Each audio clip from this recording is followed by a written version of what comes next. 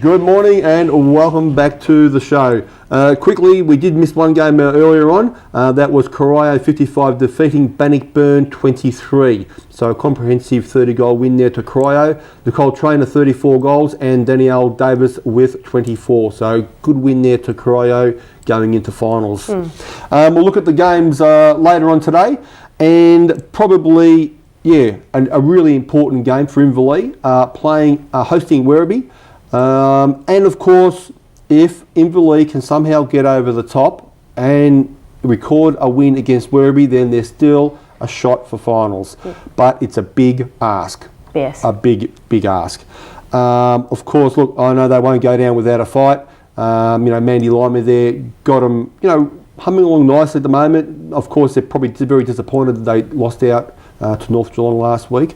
But, Nicole White, Erin Dillon, Tori Miller, Amy Dervisowski, all out at Inverleigh there. They will be trying their hardest today against Werribee.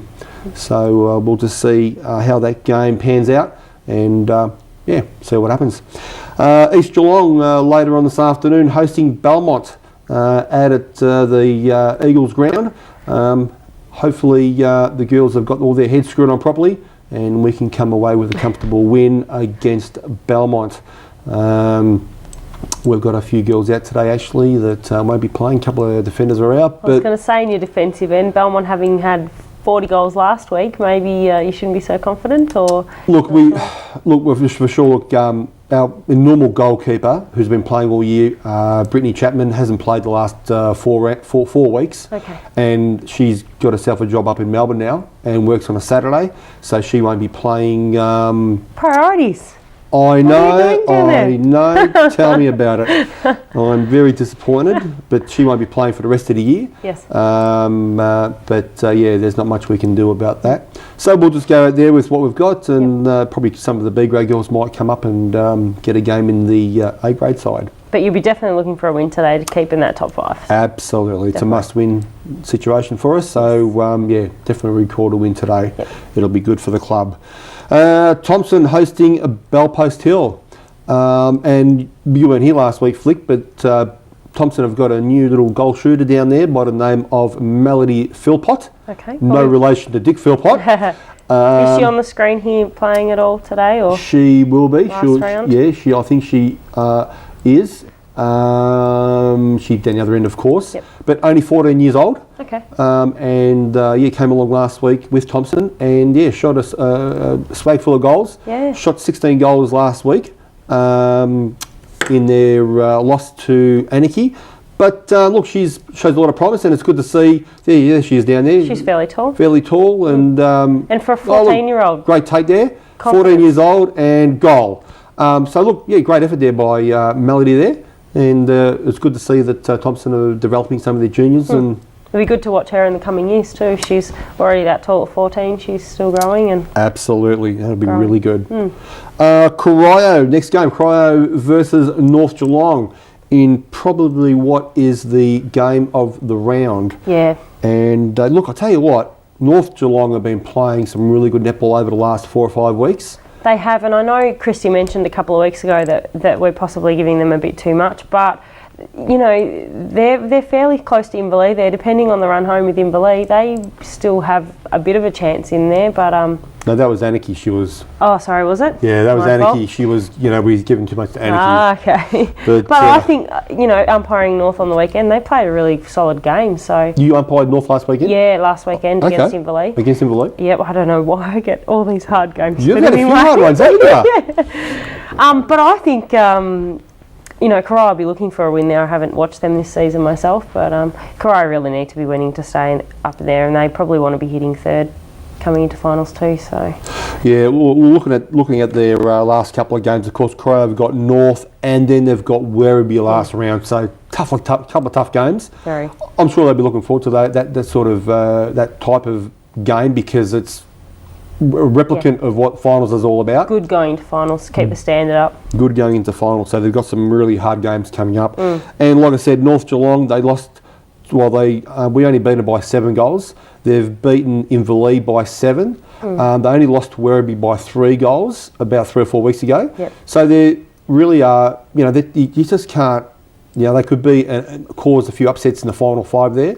Even though they can't get into the final 5 themselves, they could cause a couple of upsets. And Risakis for Corio, see whether she plays. She sort of plays, some weeks she plays and some weeks she doesn't. So Danielle Davis steps into the breach there to cover Michelle Risakis when she's not playing. And of course, you can't forget about Sonia Harris there. And Sonia's been playing mainly in the centre court, playing wing defence the last 3 or 4 weeks. Be interesting to see what happens during finals, whether she actually goes back and plays in goalkeeper or goal defence. But I don't think she probably will. I think she's got things covered back in the defensive area, or she thinks that anyway.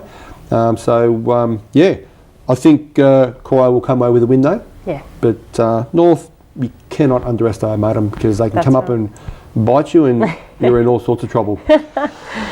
Well, look, West Geelong hosting Bannockburn. This is going to be a close game. Look, I think it'll be a great game. Yeah, Bannockburn are on the bottom and West is third from the bottom there. So a nice way to finish the season off, I think, but a tough test for both teams. Yeah, for sure.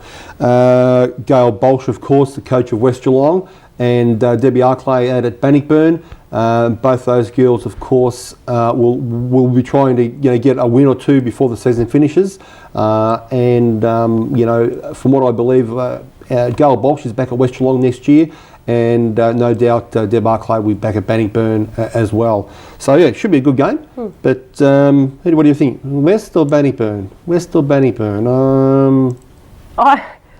I don't know. I think this will be a very, very close game. Yeah. It will depend entirely on who's in and out, especially with Bannockburn and things. If Bannockburn can have their normal centre court moving fast, I think they've got a win there. But West have been looking fairly good and playing like a good, strong team lately as well. So. Yep. All right. Last game, Anarchy hosting Winchelsea at an Anarchy. It'll be interesting. I think Winch probably should win the game. Depends who's plays for Winch. Who knows? We're still only 2 games to go, and Kathleen Knott didn't play last week. Of course, Kathleen Knott plays for the Melbourne Vixens and played 2 weeks ago with Winchelsea in their win. Played with her younger sister Julia, and those 2 in goals, boy, unstoppable. But I don't know whether Winch have got enough time to qualify now for finals. But definitely Julia will be there. Renee Pilkington also played a great game last week, and Ange Mawson's on fire at the moment also. Yeah. Ange Mawson there running wing attack for Winchelsea and really stepping up and saying, hey, yeah, give me the ball. And she's so hard to play on. Ange is, no offence Ange, but she's not 23 anymore. But the best wing defences in the league can't stop her, and she just feeds the goalers, and they're shooting 60, 70, 80 goals a week, Winchelsea. Right. Winchelsea need to win this game quite thoroughly, just to keep above Werribee in that percentages. So I think they'll be looking for a high-scoring game here. All right, so we better wind it up. Thanks for joining me today, Flick. Thanks, Bertie. Uncle Dick and the boys will be on next. Have a good day in netball, and we'll see everyone next week.